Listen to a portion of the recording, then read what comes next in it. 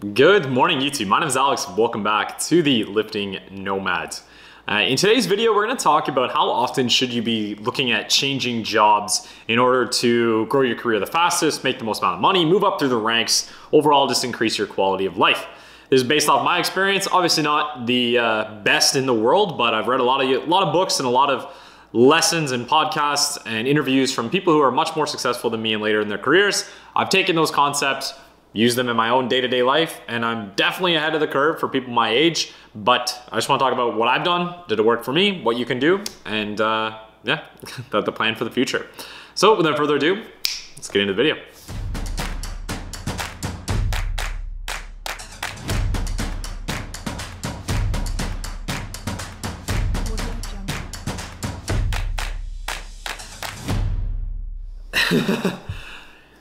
So, how do you move up fast and build a career that pays a lot of money, is lucrative, is maybe fulfilling, is interesting, is dynamic? Well, you can't have all those things, realistically.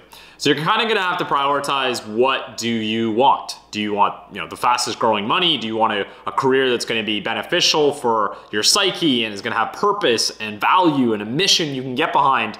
Or do you wanna just go full sellout and go to like corporate America, right? So it really depends on your ethics, your morals, your priorities in life, what is important to you and how quickly you wanna get there. My personal experience, I started at a small company, and there was maybe 50 people. I was there for 2 years, started 3 days after my last university exam. So I got my degree and then immediately started working. I was in a sales role, full sales cycle role for about 2 years the whole time. A year in, I was making maybe 65K as a salesperson. And then I moved into management after the first year. I was making maybe 80K, and then I quit after I was a manager for 9 months or so. And then from there I moved into software, where I was an individual contributor, making maybe 100, moved up market again to a second role where I was making like 150, and now in my current role, close to like to 200, maybe a little bit more than that, again in tech as a salesperson.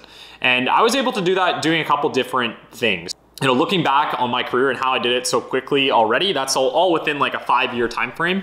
I graduated, literally 5 years ago, and within that time frame, I've moved up pretty quickly. And I also want to, say I haven't done anything remarkable. It's not like I was extremely talented or gifted. I worked hard and I'm relatively intelligent, let's say, but definitely not anything like extraordinary or remarkable that would have set me apart. I think a lot of people could have done what I'd done. Really, I tried to follow the market as much as I could and just understand what's going on in big business, like understanding the macroeconomic climate, understanding where businesses are going, trusting my instincts a lot of the time as well. I've been re-listening to, I've talked about this before, but Bob Iger's book, Ride of a Lifetime. I read it when it first came out, and then recently I've been re-listening to the audiobook since he took the helm of Disney once again. And one of the things he says early on is saying yes to every opportunity and being able to just really quickly rise through the ranks because of that. And it definitely is similar philosophy that I've had, show up, work hard, but always be open to accepting new opportunities when they come to you. So not even within the same organization. If your boss comes to you or someone else from another department comes to you asking for work that's not really in your purview or not really in your expectations, if you perform that work adequately, even like not even that well, you're gonna get acknowledgement as being someone who's versatile, who can do multiple things, who can accept more responsibility than you currently have. And then you continue to just build that skill set over and over and over to other executives, other team members, other departments. And then when there comes a time for an opportunity to open, they're gonna say, we need a Swiss Army knife. We need someone who can do more than they're currently doing. Boom, that's you, right? It's really just about accepting these ebbs and flows as they come, accepting opportunities that might not normally come within your normal sort of day-to-day role, and being open-minded with it too.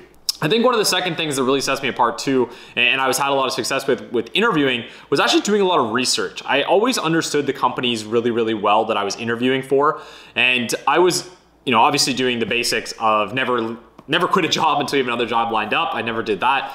But I was interviewing a couple times while I still had current roles. And even in the interview process, it's not that hard to stand out when you're doing actual research on the companies. You wouldn't believe how many half-assed interviewers or half-assed interviews there are from people who just walk in without any preparation on the company, wing it. They don't even really have any information on the company, the industry, competitors, anything about the interviewer, the manager, whoever, the hiring manager, the recruiter, whatever it is. They don't know anything. So you can really stand out with not doing that much work by just putting in a little bit of effort, maybe like an hour or less for an interview that you care about, and understanding, who the person you're talking to, what the company does, what their mission and vision are, who their competitors are, what is the overall landscape of that market? Is it shrinking? Is it growing?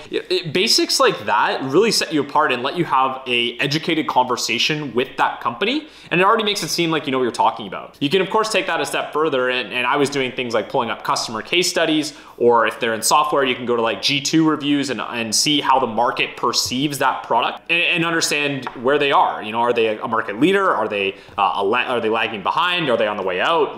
There's a lot of different places that people can be, or organizations can be within a market. So understanding that gives you a lot more firepower to have a conversation with their executives and eventually get a job, right? And then, even digging further into that, if you understand where the market is and where a company is, if they're doing well or not, you may understand, holy shit, maybe I don't want to join this organization. They're not doing well at all. I know because I'm looking at their G2 reviews where everyone is just, butchering them. They say it sucks ass. Why do I want to go work for this company, right? So you're doing two things. You're saving yourself from potential disappointment or mistake of going to an organization that's not going to serve you. And the second thing, it's going to give you a lot of information to have an educated conversation with someone if you do decide that is a good company worth pursuing. So all this being said, how long should you actually stay in an organization? I think it depends kind of what industry you're in, what role you're in. Right now, it looks like a lot of the AI and computer-based roles are going to be replaced over the next 5 to 10 years. So things like accounting, finance, that are essentially working computer type jobs are going to be likely replaced, unfortunately, with some form of AI or computer software that's going to do the job more efficiently and just crunch the numbers. I always think of that meme from The Office where he's Michael's like, can you go crunch the numbers again? But that's literally going to happen and they're going to get replaced. So I would say making yourself into a position that's irreplaceable, things like marketing or sales or creative or design that are meant for human to human interaction are always going to be in demand. People want to buy from people, even if the product itself isn't a person, isn't made by a person, like a pure software or something like that. So that gives you a lot of effort, but just the time frame of people staying at jobs, gone are the days of 10, 25, 30, 40-year careers at the same company. There's just no way. You're gonna get, a couple percentage raise every year. Inflation's gonna bury you. If you do it that way, over 10 years from now, you're gonna be bankrupt, basically. I wish it wasn't so. I would love to be loyal and dedicated to the same company forever, but the reality is there's a lot of people who are moving around and trying and interviewing for jobs while they have a great job, because you always have to be looking for that what's around the corner, one step ahead, what's going to happen if this company does go under, if we fold or if we get acquired, what's my job going to look like. So I would say the best thing you could do is at minimum, you want to be there a year, because it looks really, really bad if you're hopping less than that between roles. But I think at the same time, if you're not moving up, so that first role I talked about where I was there for 2 years, I got promoted 4 times. So within 2 years, 4 promotions, that was great. But I knew at that point I had hit my ceiling. When I was a manager and there was no pathway for me to grow further. So I'm like, okay, why would I stay here? I've learned basically everything there is for this role. I've done the best I could. I've got promoted, but there's no other runway. That's kind of the end of my path there. Fair enough. Moved up market into tech. Did that for 2 years at one role. Again, kind of hit the ceiling, got an opportunity for a larger role with making more money and bigger deals and more complicated industries, up and up and up, and that's where I am now. So I would say at minimum a year, otherwise it looks kind of bad on your resume and you're gonna have to explain to people why you keep hopping so often. On average right now, the tenure is 18 to 24 months in one role, so that's kind of a barometer that you can use to understand what you wanna do. But my recommendation is typically around 18 months as well. I think that gives you a good idea to either commit to one role. At that point, you should already be fully like ramped, right? You've done your job for a year and a half. You should know mostly everything about the org, the company, the product, the customers, the industry, and you should be capable of doing your job very, very well. And you should be like exceeding sales targets or being awarded for commendations for performing really well in your role. So if you're not at that point, that's kind of the move when I would say maybe try something else if you're not successful after a year and a half. But if you are crushing it and there's a pathway where people before you have moved from like a single role into management, into leadership, if that pathway exists and you believe in the company, you believe in the product, you believe in the leadership and the direction, that's absolutely somewhere you should stay. If there's opportunities for you to grow, don't just keep hopping for the sake of hopping. If you truly love your company, love the product, and you're making progress and you're growing as an individual. So that's my recommendation. 18 months I think is the sweet spot for you either to make a call. Am I going all in on this company for 5 years, or am I gonna start hopping again and taking a look what else is out there? So I hope that was somewhat useful. Kind of that's my backstory, my experience, obviously a little bit different for everyone, but I hope it was a little useful to hear from maybe someone who's just graduating university or just trying to get into tech now, or maybe you're just looking to refresh your career. I've changed jobs a lot and it's made me a lot of money, and I've learned a lot more than I would have if I had just stayed at one company, because you learn like 75% of the job within the first like 6 months, and then the amount you learn like slowly teeters off, right? After you've been there for 5 years, you pretty much know everything. So I try to learn as much as I can, as quickly as I can, to become the most well-rounded, most effective salesperson and most genuine employee that I can be. So that's the video. I hope this was useful. If it was, feel free to leave a comment in the section below. Let me know why or why not. Otherwise, my name is Alex. Welcome back to Lifting Nomad. We'll see you in the next one. Peace.